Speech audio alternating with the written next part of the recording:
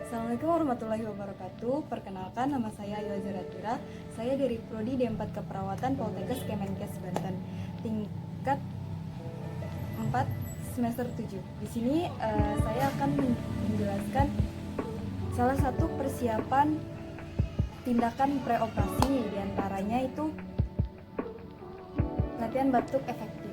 Nah, sebelumnya keperawatan preoperatif itu dibagi menjadi 3 fase, yaitu preoperatif, intraoperatif, dan pascaoperatif. Di sini saya akan melakukan salah satu tindakan persiapan preoperatif, yaitu latihan batuk efektif.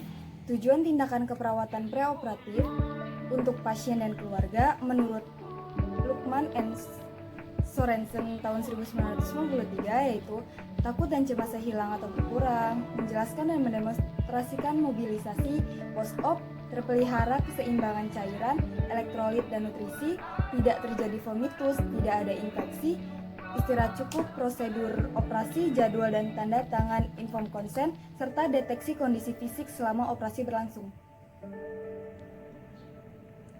Persiapan fisik preoperasi latihan batuk efektif itu untuk anestesi general, alat bantu nafas yang membuat tidak nyaman tenggorokan, dan produk sekret yang berlebihan. Baiklah, sekarang saya akan menjelaskan latihan batuk efektif menurut Bang Ngert tahun 2011. Ya, yang pertama adalah duduk tegak. Duduk tegak, lalu hirup nafas dalam 2 kali secara perlahan melalui hidung dan hembuskan melalui mulut.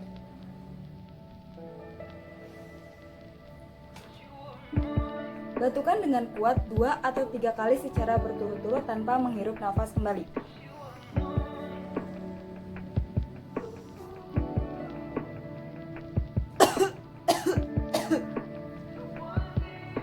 Lanjutkan latihan batuk sebanyak 2-3 kali pada saat terjaga. Ulangi sesuai dengan kebutuhan.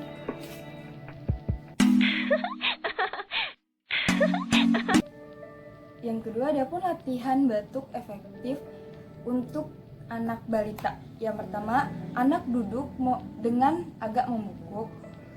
Minta anak tersebut menarik nafas dalam-dalam, lalu tahan dan kontraksikan di otot perut. Lalu tiup nafas lebih kuat dan batuk.